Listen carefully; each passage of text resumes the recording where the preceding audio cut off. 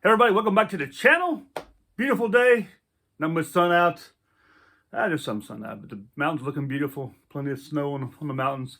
I can see them outside my window. Anyway, today we're going to talk, we're going to start a 10 episode series, very short videos, talking about the 10 essentials and what I carry in the outdoors. But we're not just going to talk about the 10 essentials as a whole.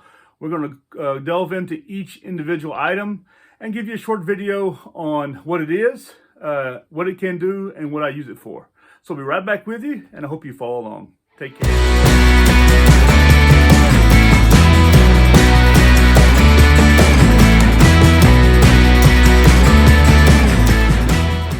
Hello everybody, welcome back to the channel. It worked. Now, this has been a 10 essentials series on 10 essential items that I carry in my pack when I'm out and about. And so far we've covered all 10 essentials. Now, who says you can't have an 11, 12, 13, 14 essentials? Who says you can't have all this?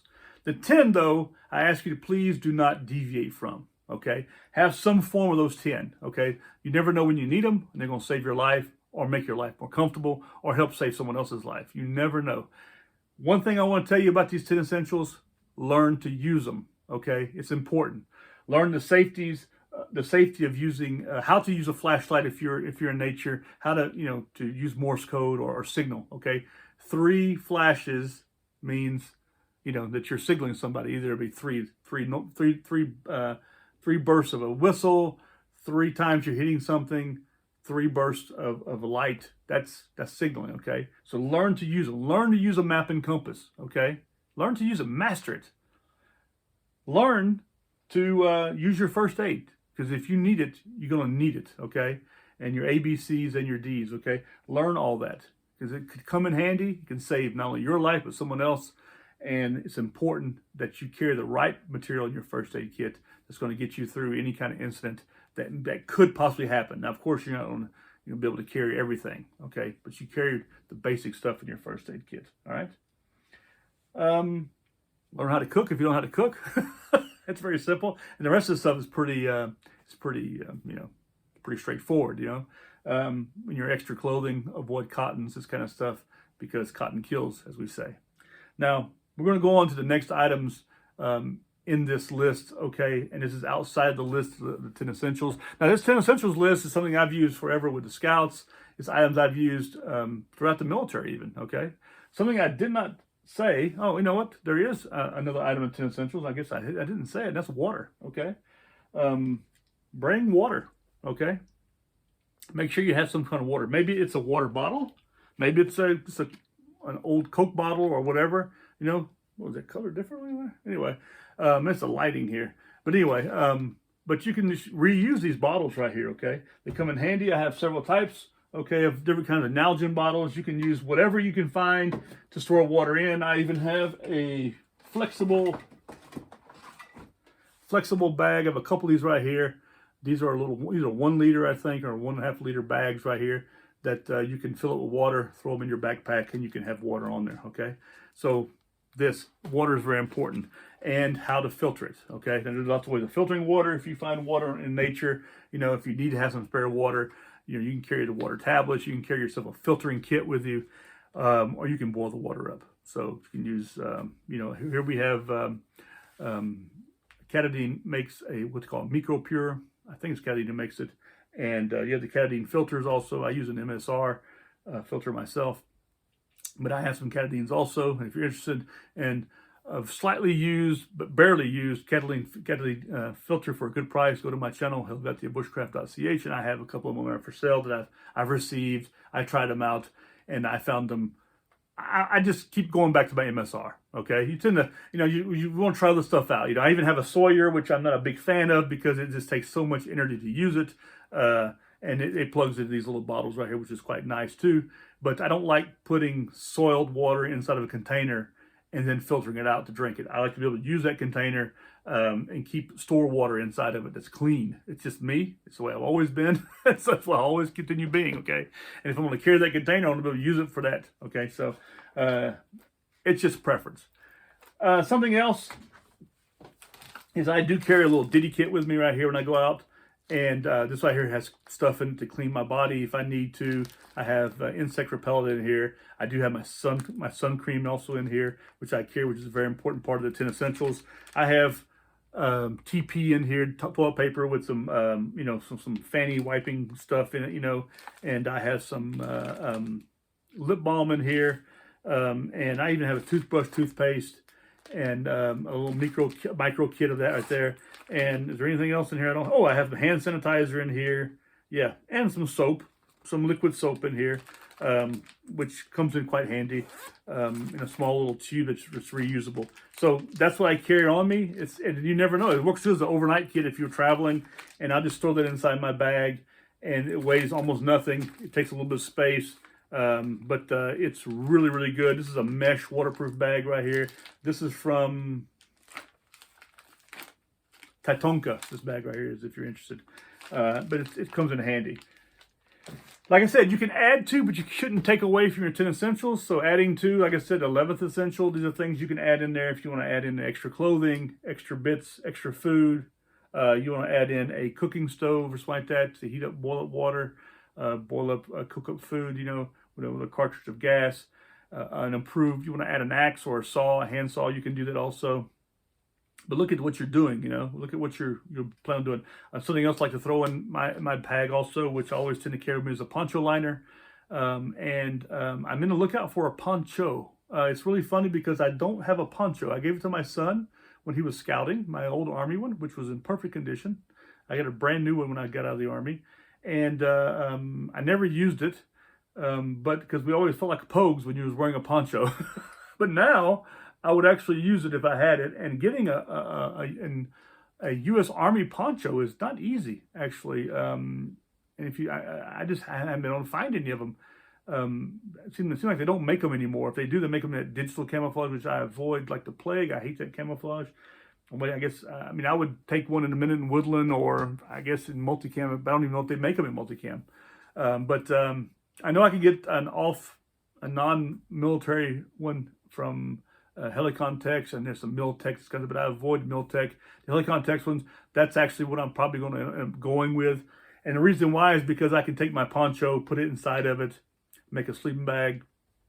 I can use it to make a tarp with the poncho, or I can use it to put over myself and my backpack if I'm hiking, this kind of stuff. So that's why I want one, is because I find there's a need for it, and I can alleviate maybe the jacket. Okay, take the jacket out of my 10 essentials and use the poncho instead, like we discussed earlier. Other items, I try not to go, when I'm going day hikes, I stick with about a 35-liter bag. I don't carry a huge amount of kit on me. And, it's nice to be able to, like I said, with that poncho liner to find, especially in the heat of summer, you take a break, either to eat or just take a little nap or something like that. You can pull that poncho and that poncho liner out. You can lay on top of them under a tree, and you can relax, put your head on your backpack, and just enjoy life a little bit, recover a little bit as you're hiking and stuff. Binoculars, some people want to carry a pair of binoculars with them so they can see things, or a camera. These are also extra items you can add in that 11th thing. But you can, like I said, add but don't take away from it. And there are lots of other things you can do. When it comes to adding and taking away in your kit, you be the judge of that. But don't take away, like I said, don't take away the 10 essentials. You can add to the essentials, but not take away. Now, you can improve on your essentials also. That's up to you. You can keep it as lightweight as possible, or you can get yourself some good up-to-date stuff. Instead of carrying a knife, you might want to carry a Leatherman tool, which are quite good also. So all these things work, and they work really well. So it's up to you. A watch, part of the 10 essentials also, is all part of that stuff like that. Your telephone, a battery charger for your telephone, maybe a little solar panel, like that. A friend of mine, we went hiking one time, and he had one of these little folding chairs that weighed almost nothing. I was so envious of him. It was so nice. He could sit. I was sitting on the ground on my jacket, and on top of a mountain overlooking a beautiful valley in Switzerland, and he was sitting in his chair. I thought that was funny as hell, but it was not a bad idea. Okay. Terrain dictates, environment dictates, weather dictates. All these things determine what you add to your 10 essentials, okay? And the type of rucksack, type of pack you carry, Something else I suggest you do is that when you out those 10 essentials, put them in a waterproof bag, a liner, inside your backpack, You got a 35-liter pack. You just have a 35-liter liner that you can stick inside there. You can put all your stuff in to keep it dry and safe from the outdoors and all the critters and the rain and the weather and this kind of stuff. So there you go. That's it. Hope I didn't miss something. If I did, I appreciate if you leave a comment down below and let me know what you carry as your 11th essentials in the list of 10 essentials. What do you add to? And if you take away, I want to hear that. I want to know why you take it away, because that's going to be interesting. I'm not here to knock you. But I would question it. Why? So, but some people, you never know. You might have a good enough reason why. There are some trips, just to get back on this right here, there's some day trips that you can do, like you can do hiking from chalet to chalet here in Switzerland on the Jura Crest Trail. And this takes about 17, 18 days to do. And that, you carry your lunchtime with you, you carry some water with you, and your 10 essentials, of course. And then you hike from one chalet or one sleeping point to the next. You're not sleeping outdoors, actually you're sleeping inside little chalets, this kind of stuff, or in farmhouses. And you just go from one to the next every day. And next morning they prepare you have breakfast there, then they prepare the next lunch, and then you have that until you get to the next one the next night where you have dinner. And you pay as you go, I think is how it works, or you can prepay all that along the way. I'm not sure exactly how it works. I've never done it. I've done portions of it, but I've always camped. I've never stayed at farmhouse. Now, when I did the trip, Saint-Jacques de Compostela, I did a portion of it here in Switzerland. And there, you just stayed along the way. There was no reservations. You could reserve. Actually, I think I did reserve along the way. And I hiked to those places when it was a farmhouse. Had dinner with them. It was really nice, and had a beautiful breakfast next day. And then I went on my merry way. But that was a mix between camping and staying at people's houses, actually, or people's farmhouses or chalets and stuff. That was quite nice. But I highly recommend doing that. It's a really nice way of hiking without having to carry all the gear on you, I would say. But maintain, like I said, those 10 essentials, which is quite good. And like I said, the 11th essential being, I carried some stuff, some soap and that kind of stuff in a poncho liner. So when I stayed at someone's house, they may have a basic sleeping accommodation, when you stay at a farmhouse like that, but it may be just a mattress and a blanket, So I just carried my own poncho liner, and that served me in so many ways. But anyway, that's it. Hope I didn't miss anything. Listen, please leave a comment down below and let me know if I did. And I look forward to hearing from you. And I appreciate if you would subscribe to my channel, share my channel with your friends and enemies, and give me a big thumbs up. Hope you enjoyed this series. And if you're interested in more series like this right here, let me know. I'm not an expert, but I've been doing this for a long time, and I'm more than willing to help share with those of you who might need it or are getting started out, or those of you just interested in this kind of stuff like me. You relearn and relearn and relearn all the time what's going on around you, and there's lots of new kit out there that can maybe help make your life a little easier or whatever. Why not share it?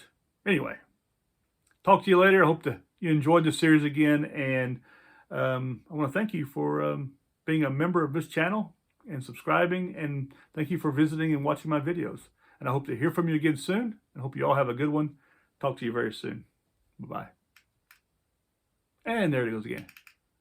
It does it again. There we go. I clicked this thing and nothing. So I got to go to the button. Talk to you later. Goodbye.